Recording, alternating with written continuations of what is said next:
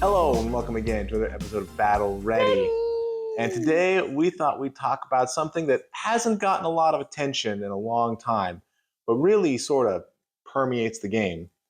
And that is faction terrain and faction endless spells. And the endless spells in general, or just We could talk about endless spells in general, but really I want to talk about the ones that are specific to factions. And the question is it good? Is it fun? Is it overall good for the game? Is it not good for the game? What are the pros and cons? Let's talk about terrain first, 'cause I think that's the more interesting conversation.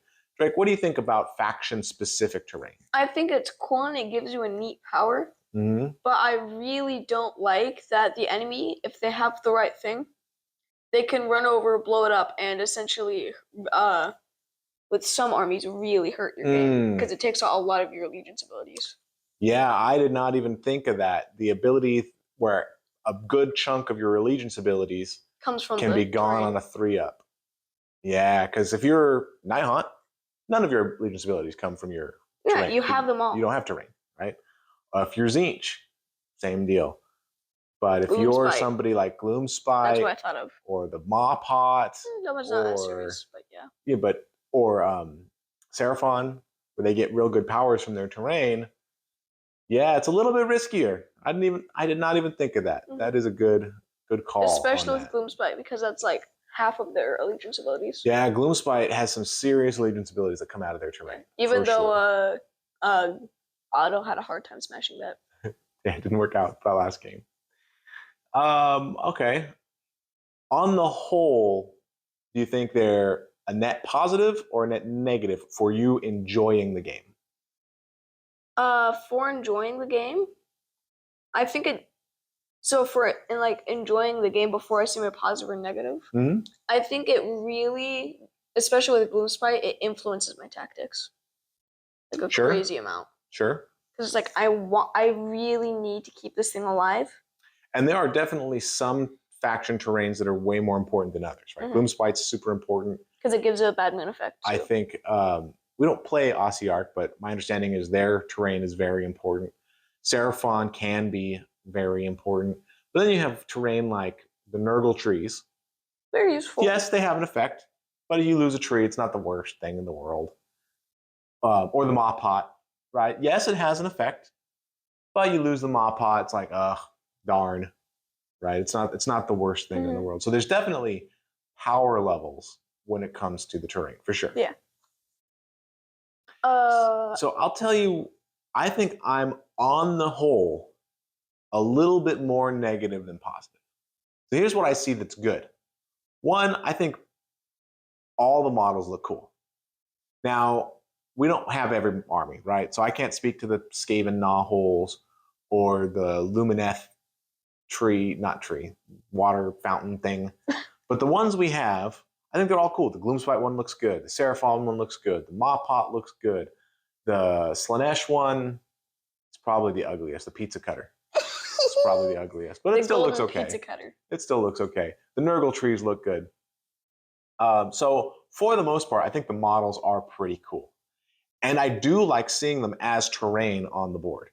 I think it's neat to see terrain that is faction specific, where it's like, oh yeah, it really is the Slaanesh territory because they've built up stuff, right?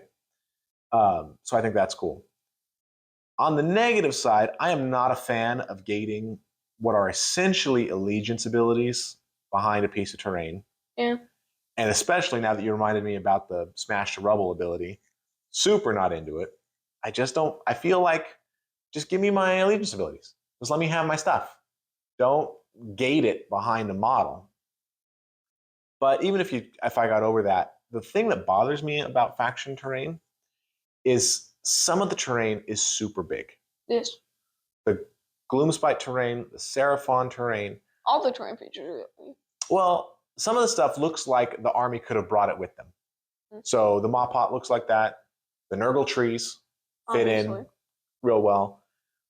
And I don't mind those terrains, actually. I think those terrains are pretty cool because I like the idea that this thing, whatever it is so important to the army. They're bringing their pot with them. They're growing new trees as they go along, right? That's super cool to me.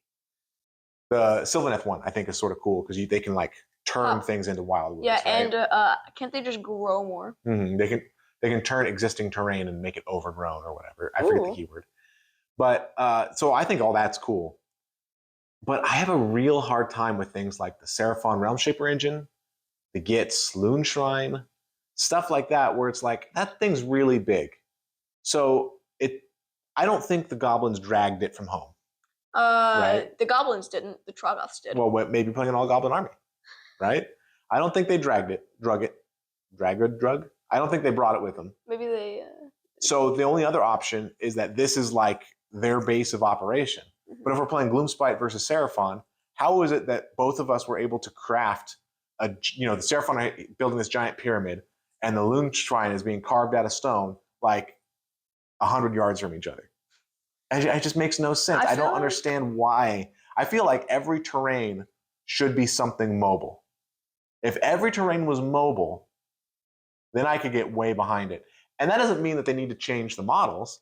Maybe they come up with lore that the Loon Shrine is actually a giant fungus, and so they plant it wherever they think they're going to be a battle, and it forms the Loon Shrine, right? Maybe the Realmshaper engine can fly, so it follows them. That's actually close. I read in the book that it gets beamed down from the temple cities.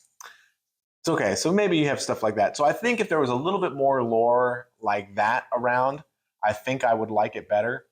But it does take me out of it just a little bit to think, wow, the goblins built that Loon Shrine just 100 yards away from the giant pizza cutter that the Slaanesh people, like they weren't fighting, they were taking a truce. Guys, let's put up our stuff. We want to put up our tents. Okay. It's silly. I don't know. So that I'm not a fan of. So I think on the whole, even though there's things that are cool about them, like I do like seeing them on the table. I think they do look good. Yes. But they kind of kill the immersion a little bit. And I'm not a huge fan of gating allegiance abilities like that behind a piece of terrain, a model that you have to buy. Yeah, I don't know. Just feels a little bit wrong. Feels a little bit bad, especially because not every faction has to put up with that, right? Nighthawk don't. Tzeentch doesn't. There's it might be a minority of factions. Daughters don't. Daughters don't have one. All the orcs don't have one. Kharadron don't have one, right? It might be a minority of faction, but it's a significant minority. And then you have ones that Stormcast don't. Yeah. And then you have ones like the Fire Slayers who bring their little forge thing with them. They bring it up to the front of battle. Like I don't know Fire Slayers lore that good. Maybe that totally makes sense. But I don't know. I think stuff that floats or stuff that moves or stuff that is small enough to be dragged, I think that those things seem cool and make more sense to me.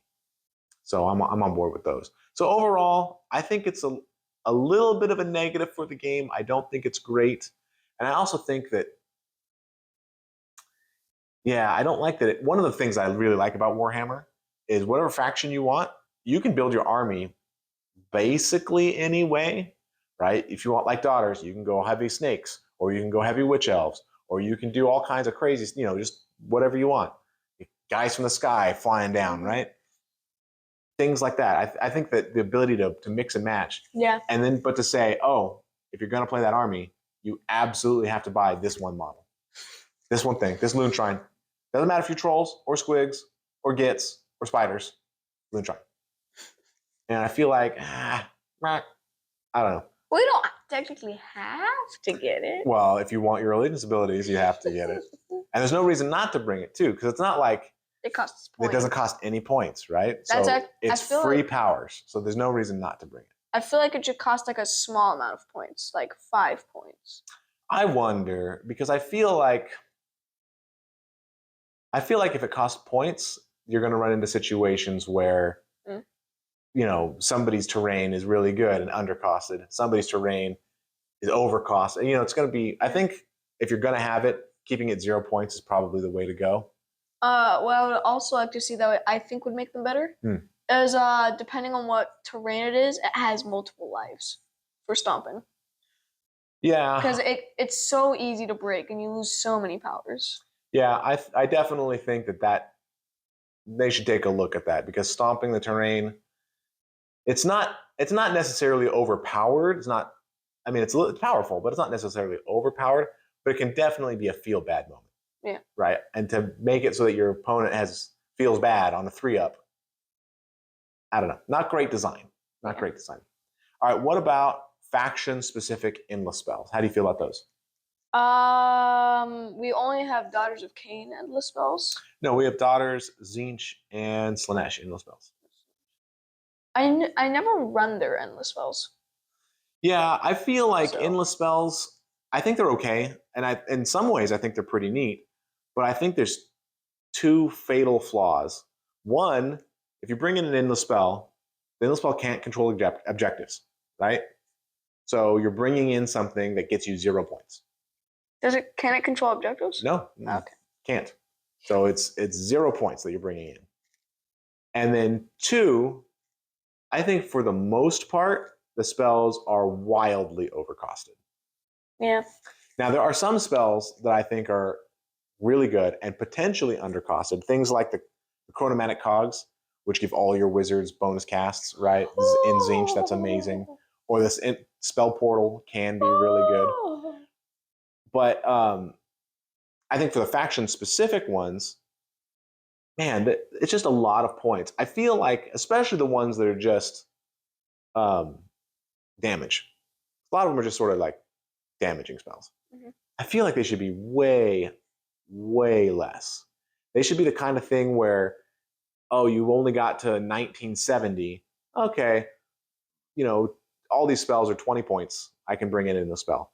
Or maybe every faction, you can just bring in a faction endless spell if you have a wizard of that faction. Yeah. Right? So as long as you brought a wizard, you can bring in 1 faction endless spell. That'd be pretty cool. Mm. I'd be okay with that, because I think the endless spells are cool on the tabletop, and I think they do cool things, but there's already a bunch of ways to stop them, right? You can primal it now. You can primal. Well, yeah, in the current season, the primals make endless spells very easy to dispel, but you can unbind it. You can dispel it. If you don't have a wizard, you can take the heroic willpower and dispel it, right? So it's not like once you cast, and you have to cast it. So it's not like once you cast it, bam, you've got this thing that's just going to terrorize the board for the next, 8 turns. No, there's lots of ways to get rid of it. So I think they're already pretty well balanced. So you don't need them to also cost points. In particular, the faction ones. I think it may make a little bit more sense for the generic ones, since they can go into any faction. Maybe they do need to cost points as sort of an additional downside to bringing them. Because I think anytime you make something available to every faction, or even to an entire Grand Alliance, mm-hmm. you run the risk of finding combos and stuff that are going to be too powerful, right? So maybe for those, you keep the points. But I think the faction-specific ones, just let us play with our toys. Just every faction should just, if you have faction endless spells, you should just get one, right? And if you feel like you need to tweak the powers of them a little bit, fine. And then that way you could say, all right, I'm going heavy into witch elves, so I'm going to bring this endless spell. Witch elves? Those elves. Oh, this endless spell helps my witch elves. But I went heavy into snake ladies, then this endless spell is a little bit better, right? Or I'm going super grots, so I want to do the Malevolent Moon. The Malevolent Moon. But if I'm going super trolls, then maybe I want the Ragnarok Cauldron or whatever, right? So it's like different things that sort of cater to different play styles. I would really like to see something like that. I think that would be very cool. And I hope that in the future, that becomes a thing, that the prices on these spells either go way down or are simply eliminated. And then that way you get your choice of a spell. And it's almost like a faction ability, a battle traits. It's almost like a battle trait, except you buy the box of 3 endless spells. Almost all of them have 3. Gits have 4. But almost everything else has 3. So you buy the box of endless spells, and now you've got, instead of just one terrain piece that sits there and provides you your things, you've got 3 or 4 options that you can bring in to complement your playstyle or the kind of list you're building. I think that would be pretty cool. I think we'd see endless spells a little bit more on the tabletop. And, if they needed to tone down a little bit, maybe fine. But I really think that would be a better way because as they are now, it's pretty rare. The only spells I'm consistently bringing in are with Tzeentch. And that's because one, I can, Hurt me a lot. I have so many wizards. All of them. So my, extra spells isn't a bad thing. And two, their battle trait is they get to cast one for free at the beginning of the round. I know. So if I don't bring them, you're losing a battle trait. I'm losing a battle trait, right? So everybody else, only on the rare occasions when I've got 40 extra points in the list, and there happens to be an endless spell I want that's 40 points, am I bringing them in? So I would really like to see those rework because I think the idea is cool. I think how they are implemented is neat. I like that they can that they don't block. You can move through them right now, whereas you couldn't before. I think that was a good change. Overall, I really like them, and I would like to see more of them. But when they're costing like 70, 80, 90 points for some of them, never am I bringing. Yeah. Why would I bring an 80-point spell when I could have a 10-man unit of Hobgrot Chaff? Right? For 80 points, I can have 10 bodies on an objective that just sits in the back and does nothing. Or I could be using them to screen something good to make my stuff even better. Or I could have an endless spell that I might not even cast, might get unbound, or dispelled one turn later. Like it does not even make sense. Mm-hmm. So, yeah, that's what I would like to see. What are your thoughts? Any thoughts on faction specific spells? No, I think you covered it all. Yeah. Are there particular spells? Let's say that they did that, and you could bring one spell in. Is there a particular spell that you think would be awesome to bring in? I would think the Arachnid Cauldron, because this is just what I think you could do from the rules. Uh-huh. You could have a Skragrott and some random Mooncap Shaman. Mm-hmm. Skragrott uses Hand of Gork and teleports him 9 inches out. Mm-hmm. Then the Madcap Shaman has the Arachnid Cauldron, and he puts that out. Mm-hmm. And you can use the Arachnid Cauldron where he has to do damage first on the enemy. Okay. That's what I think would be cool if that works right. Yeah, I definitely think that there are spells out there that are pretty neat, and I would love to see more of. Well, definitely tell us in the comments below your thoughts on both terrain and spells in particular. And in particular, what do you think of making faction-specific spells free, or at least one faction-specific spell free? Maybe the tournament players are going to comment down below and say, actually, that would break the game, and you're idiots for thinking that. Right? That could be a thing. In which case, put that down there. You won't offend us. That's totally fine. But I would like to know, because I definitely would like to see these endless spells. I know I would buy more of them. Yes. I know I would buy more of them if they got played on our table. And right now, they don't see play. They don't see play. I'm a little bit sad I've bought the ones that I have, other than Tzeentch. So anyway, let us know. This has been another episode of Battle Ready. Ready. Thanks so much for watching. Yeah.